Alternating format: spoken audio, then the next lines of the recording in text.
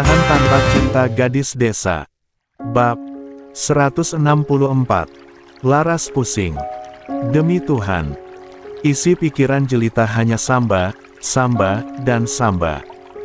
Sekuat apapun Laras berusaha menasihati adiknya, Jelita akan tetap bertahan dengan isi pikirannya yang dia anggap benar itu. Kamu sadar nggak, Ita? Samba itu sudah bertunangan sama perempuan lain. Samba bisa kena masalah kalau ketahuan menikah siri sama kamu. Kamu pikir bagaimana perasaan tunangan Samba? Keluarganya juga. 42. Mereka semua akan merasa dikhianati oleh Samba, dan itu semua karena kamu. Karir kalian akan hancur bersamaan. Jelita menunduk. Dia tahu masalahnya akan besar, tapi dia juga ingin egois.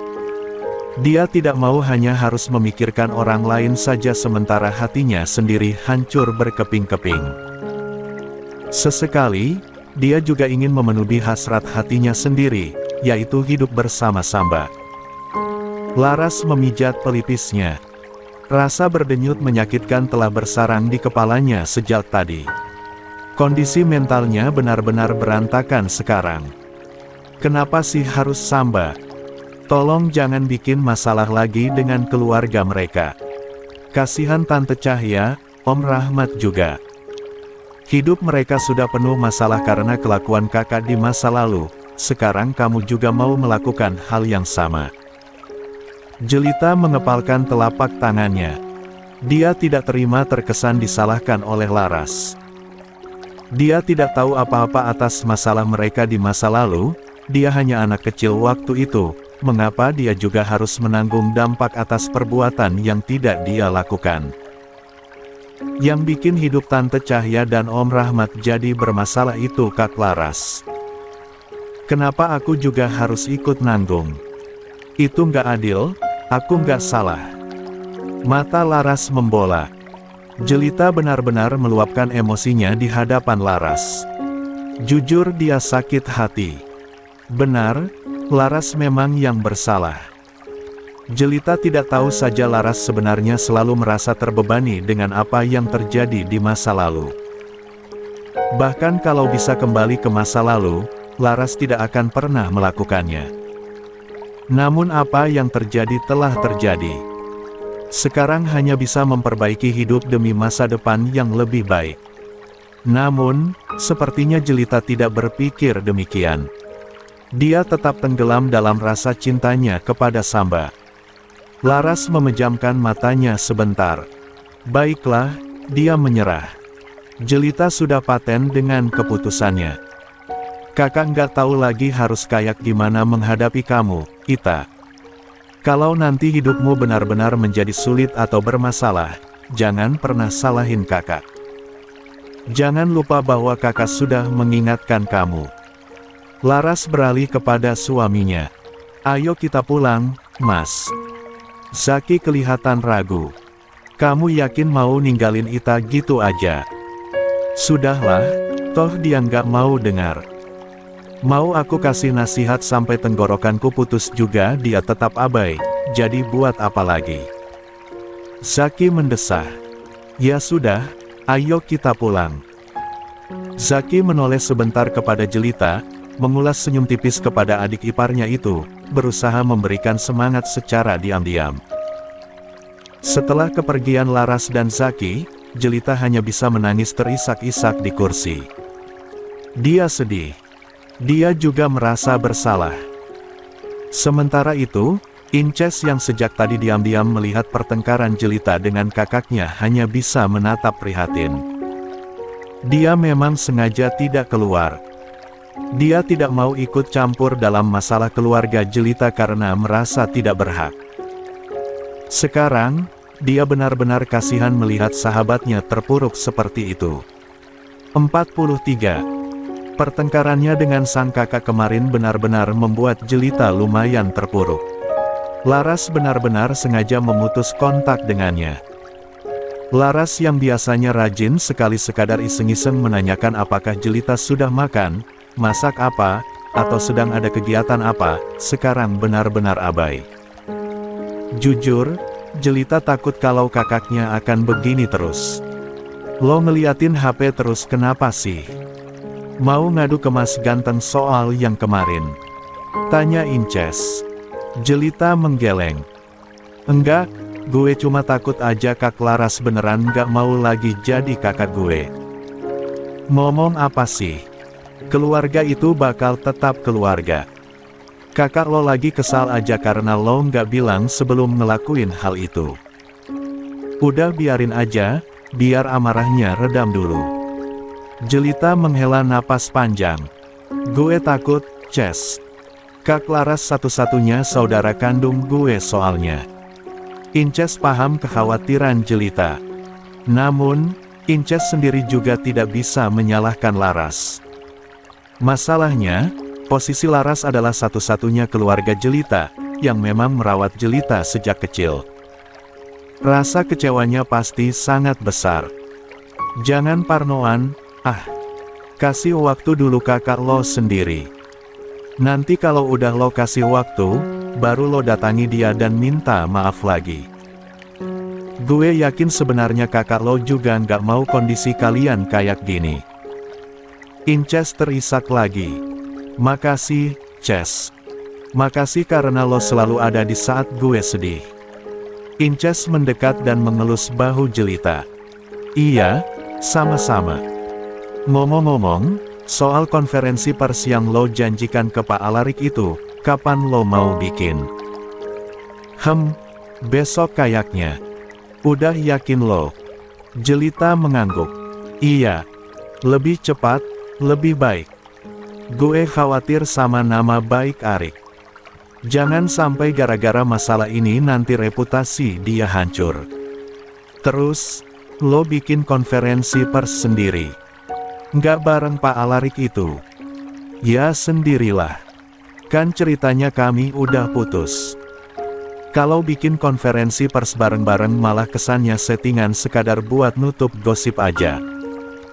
Inces mangut-mangut. Masuk akal sih. Kalau Pak Alarik sendiri gimana? Dia bikin konferensi pers juga. Nggak usah. Gue udah kirim pesan ke orangnya untuk koordinasi aja biar cerita kami nyambung satu sama lain. Biar gue aja yang bikin pernyataan. Di sini, kan posisinya Arik dituduh menghamili gue. Kalau dia bikin konferensi pers juga nanti dikira nggak mau tanggung jawab atau apalah. Kayak nggak tahu kejamnya jari netizen aja loh. Inces paham. Oke deh, yang penting kalian berdua udah koordinasi aja. Wartawan pasti juga ngejar-ngejar Pak Alarik setelah konferensi pers nanti. Kalau kisah kalian nggak sinkron satu sama lain bisa jadi bahan gibah baru netizen entar. Gue paham. Esoknya, Jelita benar-benar menggelar konferensi pers. Semua ditangani oleh Inces. Media benar-benar menyorot konferensi pers Jelita, terutama karena gosip Jelita selalu menjadi trending topik di sosial media. 44. Setiap kali muncul. Jujur, Jelita gugup sekali. Dia memang sudah berpengalaman di depan wartawan, tapi tetap saja di situasi seperti ini rasanya mendebarkan. Jelita hanya berdoa semoga lidahnya tidak terpeleset dan salah bicara. Selamat siang, semuanya. Saya tahu kalian semua pasti penasaran dengan rumor yang beredar di media sosial dan menjadi pembicaraan baru-baru ini. Saya akan memberikan klarifikasi agar lebih jelas dan tidak terjadi simpang siur lagi. Sebelumnya, saya mau menyatakan bahwa saya dan Alarik sudah mengakhiri hubungan kami. Jadi, apapun masalah saya tidak ada hubungannya dengan beliau. Saya harap semuanya bisa mengerti dan tidak mengganggu kehidupan Alarik. Jelita menjeda ucapannya. Kerumunan wartawan sudah mulai bicara saat mendengar pernyataan pertama. Jelita sudah menebaknya. Selamat siang, semuanya. Saya tahu kalian semua pasti penasaran dengan rumor yang beredar di media sosial dan menjadi pembicaraan baru-baru ini. Saya akan memberikan klarifikasi agar lebih jelas dan tidak terjadi simpang siur lagi. Sebelumnya, saya mau menyatakan bahwa saya dan Alarik sudah mengakhiri hubungan kami. Jadi, apapun masalah saya tidak ada hubungannya dengan beliau. Saya harap semuanya bisa mengerti dan tidak mengganggu kehidupan Alarik. Jelita menjeda ucapannya. Kerumunan wartawan sudah mulai bicara saat mendengar pernyataan pertama. Jelita sudah menebaknya. Kedua, mengenai video dan foto yang beredar di mana saya keluar dari ruangan poli kandungan, itu memang benar. Namun, narasi-narasi rumor yang beredar itu salah. Saya tidak hamil. Saya pergi ke poli kandungan untuk memeriksakan rahim saya. Ada masalah dengan periode menstruasi saya, makanya saya memutuskan untuk mengecek kesehatan rahim saya. Sepertinya, pengetahuan warga Indonesia masih kurang mengenai masalah kesehatan SKSU-L, sampai berasumsi bahwa siapapun yang datang ke poli kandungan itu sudah pasti memeriksakan kehamilan. Jadi saya harap, sebelum memviralkan sesuatu, harap untuk memeriksa terlebih dahulu apakah informasi tersebut valid atau tidak. Jelita sengaja memberikan sedikit sindiran saat membuat pernyataan. Dia kesal sekali diviralkan seperti itu. Kalau hanya bermasalah dengannya tidak apa-apa, Jelita bisa mengurusnya sendiri. Namun masalah ini menyeret nama Alarik. Jelita jadi repot. Terakhir, saya sebenarnya bisa meminta rekan saya untuk melacak siapa orang yang pertama mengunggah rumor itu ke sosial media lalu memperkarakannya sebagai pencemaran nama baik, tapi saya memutuskan untuk berbesar hati dan tidak melakukan itu. Saya hanya akan memperingatkan saja di sini, sekalian juga untuk netizen lainnya yang berniat untuk membuat rumor bodoh dan narasi-narasi bohong seperti itu. Hati-hati. Kali ini saya mungkin masih berbesar hati, tapi lain waktu saya mungkin akan benar-benar memperkarakannya. Baiklah, sekian klarifikasi saya. Harapannya, semoga klarifikasi ini bisa diterima oleh semuanya. Terima kasih. Kalau ada yang ingin ditanyakan, silakan. Saya akan menjawabnya. Jelita membungkukkan badannya untuk menutup sesi konferensi pers yang dia lakukan. Setelah dipersilahkan bertanya, para wartawan langsung berebut untuk bicara. Jelita sampai pusing mendengar suara mereka yang bersahut-sahutan dan malah menjadi mirip seperti dengungan lebah. Kenapa putus dengan Alarik? Apakah ada masalah? Bukankah kalian berencana mau menikah? Mengapa putus secara tiba-tiba? Apakah ada alasannya? Jelita menghela napas panjang. Dia tetap memasang senyum meski sebenarnya sudah tidak betah menghadapi wartawan-wartawan brutal ini. Kami merasa kurang cocok saja. Kami berdua masih ingin fokus ke karir masing-masing, makanya kami sepakat untuk mengakhiri hubungan. Tidak ada masalah besar, ini hanya masalah pilihan hidup masing-masing saja. Kami juga putus secara baik-baik, jadi saya mohon media tidak membuat-buat rumor buruk tentang Alarik. Penjelasan Jelita berakhir. Masih ada beberapa wartawan yang meneriakkan pertanyaan kepadanya, tapi dia sudah memutuskan bahwa konferensi persnya selesai. Jelita menyudahi pertemuan dengan wartawan itu, lalu bertemu dengan Inces yang menunggu sejak tadi. Gila, pada brutal banget itu wartawannya, ucap Inces. Senyum ramah Jelita langsung sirna, tergantikan dengan wajah lelah. Capek banget gue, tapi lega juga, setidaknya Arik nggak akan dikaitkan sama gosip-gosip jelek lagi. Iya, syukur deh, sahut Inces. 45. Alarik sendiri yang berada di kantornya juga dikejar-kejar wartawan. Konferensi pers Jelita sudah tayang di mana-mana, dan Alarik pun sudah melihatnya. Dia dan Jelita sudah berkoordinasi tentang cerita putus mereka agar nyambung satu sama lain, jadi ketika ada wartawan yang nekat menemuinya, Alarik santai-santai saja dan tidak perlu menjawab panjang lebar. Lebih baik dia menghindari banyak bicara di depan wartawan untuk mengantisipasi terjadinya gosip-gosip baru. Alarik, Alarik. Jelita mengatakan kalau kalian putus karena tidak cocok dan mau fokus dengan karir masing-masing. Apakah itu benar? Alarik, apa benar Jelita hanya periksa kondisi rahim dan bukan karena hamil? Alarik, Alarik. Alarik mendesah pelan. No comment. Setelah menjawab itu, Alarik langsung masuk ke kantornya dan memerintahkan security kantor untuk menjaga agar wartawan-wartawan itu tidak sampai menerobos masuk. Alarik mengecek sosial media, dan wajahnya juga terpampang di mana-mana. Dia lelah sekali, tapi yang penting rumor miring itu tidak menuduhnya menghamili Jelita lagi. Sayangnya, pernyataan Alarik yang singkat dan memilih tidak mau memberi komentar malah membuat publik berasumsi lain. Gosip-gosip baru bermunculan. Bahkan setelah Jelita memberi pernyataan bahwa dia bisa saja memperkarakan orang-orang yang menyebarkan gosip bohong tentangnya, warganet tetap tidak kapok. Mereka malah makin menggila. Jelita putus dari ALARIK sesaat setelah gosip dia datang ke poli kandungan viral. Apakah Jelita selingkuh? Anisha, waduh. Plot twist banget ini. Jangan-jangan Jelita hamil anak cowok lain. Kidian 23 Adisma, pantas aja putus, selingkuh rupanya. Weren 99 HD, problematik banget nih cewek. Capek banget sosmed gue isinya dia mulu. Oh 00 bon anjir, gue kalau jadi Alarik ya mending putus aja. Ngapain juga masih mau sama cewek problematik kayak Jelita. Fanya, nggak ngerti lagi gue sama nih artis.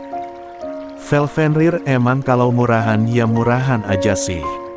Ini paling hari apesnya dia aja, makanya ketahuan publik. Caca garis bawah Fania, lol, jangan-jangan selama ini emang udah tidur sama banyak lelaki. Jena 75, kasihan banget Alarik. Dia pasti shock berat tuh diselingkuhin. Padahal udah pada ngumumin mau nikah. Sampai no comment gitu. Warganet benar-benar tidak memberi ampun kepada Jelita. Setelah memberikan klarifikasi, bukannya gosip mereda, yang ada malah tambah gosip baru. Jelita semakin dipojokkan. Hujatan demi hujatan di akun sosial medianya membludak. Mereka semua kompak menyebut Jelita sebagai wanita murahan. Jelita sudah memperkirakan hal itu, jadi pasrah saja dan sengaja tidak menutup kolom komentar. Dia biarkan saja publik melontarkan kata-kata jahat ke akunnya sepuas hati. Dia pikir, lama-lama mereka juga akan lelah sendiri. Kalau dia menutup kolom komentar, warganet malah akan semakin menggila dengan membuat-buat gosip baru. Alarik menghubungi nomor Jelita setelah berhasil bebas dari wartawan tadi. Dia ngeri sendiri membaca. 46. Kebrutalan warganet menghina Jelita. Halo, Arik. Halo, Jelita. Kamu nggak apa-apa? Kenapa tanya gitu? Alarik menghela napas panjang. Aku baru saja memeriksa sosial media, mereka menghujatmu habis-habisan dan malah membuat gosip baru. Jelita di seberang panggilan hanya bisa tersenyum kecut. Iya, aku udah tahu kok. Kamu oke? Nggak apa-apa, Arik. Makasih udah tanya. Itu semua risiko yang harus aku hadapi. Biarin aja, nanti mereka juga lelah sendiri. Ya sudah kalau begitu, soal pekerjaan kita bagaimana? Aku nggak akan maksa kamu lanjut kalau memang nggak bisa. Situasinya juga seperti ini. Aku bakal lanjut sampai selesai kok. Aku akan tetap lanjut sesuai kontraknya. Kamu yakin? Tanya Alarik. Jangan memaksakan diri. Aku bisa cari pengganti kok. Aku akan tanggung jawab sama kerjaan yang sudah ditandatangani, Arik. Lagian kehamilanku juga masih muda, nggak akan kelihatan juga. Baiklah kalau kamu mau seperti itu. Ya sudah, aku akhiri dulu panggilannya. Bye, bye. Baru saja Alarik selesai bicara dengan jelita, Kiara menerobos masuk ke ruangannya dengan bibir maju sekian senti. Ara, kamu. Kiara tidak mengatakan apa-apa. Dia malah langsung memeluk Alarik erat-erat. Positif, Kiara pasti sedang merajuk. Makasih ya udah buktiin kalau kamu nggak nganu sama jelita itu, bisik Kiara. Suaranya agak teredam karena Kiara menempelkan wajahnya pada dada Alarik. Alarik terkekeh. Aku kan sudah bilang. Lagian kamu percaya saja sama gosip. Kiara merengut. Dia melepas pelukannya. Ya, kan khawatir. Serunya. Tapi emang jelita beneran hamil, iya. Kata jelita sih iya, beneran hamil. Dia juga bilang kalau sebenarnya sudah menikah, jelas Alarik. Kiara melotot. Oh my god. Kaget. Tapi masih dirahasiakan dia menikah dengan siapa, sambung Alarik.